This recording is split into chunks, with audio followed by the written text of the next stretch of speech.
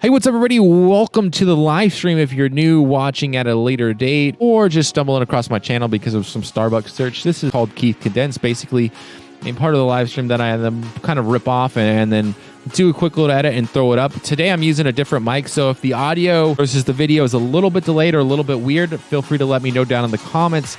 But I am working on doing my best to kind of solidify some better audio quality moving forward. I was using a Blue Yeti, but I wanted some more dynamic audio, so that's why I got a dynamic mic, and I feel like maybe it should work out. So we shall see. Basically, the CEO, and I forget his name because basically the old CEO just quit. So Kevin Johnson, we released a memo today. There's going to be some changes amongst the Starbucks company, and we'll go and take a look at the article actually. But basically, Reuters reported that in a memo from the chief executive officer, Kevin Johnson, that there will be some job losses, some role expansions, and redeployments. A company spokeswoman told Reuters. The changes come at a time when the world's largest coffee retailer is facing a raft of challenges, including a cooling U.S. market and heavy competition from rivals, while undertaking a massive expansion project in China. I've already kind of talked about why I think that there's a instability and as far as coffee sales in the United States, and I think it has to do with what Starbucks has become and how those small mom and pop coffee shops are now replacing what Starbucks used to be. And so there's basically this kind of Starbucks came in and brought that mom and pop kind of atmosphere, and now they're becoming more corporate and all this kind of stuff. And then right behind them, here comes the mom and pop coffee shops that are saying, hey, you know what? That's great that you did it. You did it well. We can do it just as well, and we can go ahead and make our customers even more happy, providing them better customer service. So honestly, as far as Starbucks is concerned, and Starbucks moving forward, I think this is something that is needed. I assume that I watched another video on Bloomberg where they kind of it was a 2-minute video where they discussed it a little bit. It was one of those text on screen kind of things, and they just showed Starbucks pictures.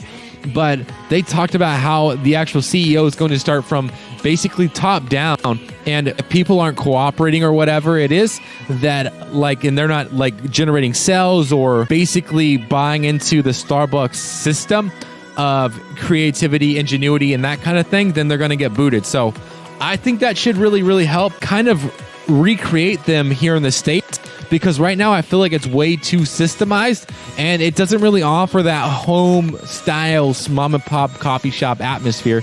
It's kind of like, hey, you're the McDonald's of coffee shops. We get that. Well, besides Dunkin' Donuts, but you're like the mom and pop wannabe of coffee, but you're not actually hitting it anymore. So that's what I think about Starbucks. Also, this comes at a time when they're trying to expand pretty heavily in China. And then also, I reported, I think about a week ago or something like that, about them trying to expand into Italy as well. I mean, I think that they're making the right moves as far as China goes, and also maybe into Italy. But the States, the sales in the States, obviously something has got to change. And I think that the new CEO might be the person to take them there. Obviously, with the two top execs leaving, basically, I think the chief financial officer and then also the chief executive officer piecing out within the last 3 months. Obviously, things are going to be a little bit shaky, and what does it mean for Starbucks moving forward? Obviously, that in my opinion might be that they're moving more into a value type or a income-based stock and not so much a growth stock. I would hate to see Starbucks become just a strictly income-based stock. But honestly, into the future, things could be, first of all, better. I mean, they could be worse too, but I think that as an investor, this is going to make the Starbucks stock quite a bit more volatile. So it might be a time to dollar cost average a little bit better on Starbucks to get maybe a better average cost per share through this volatility.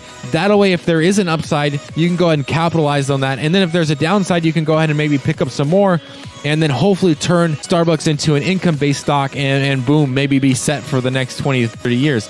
I don't know. That's just some of my opinions. I would love to know your thoughts, comments, criticisms down in the comments section. Feel free to let me know down below. But anyways, it's your boy, Coach Keith. Thank you for watching. I really appreciate it. Peace out.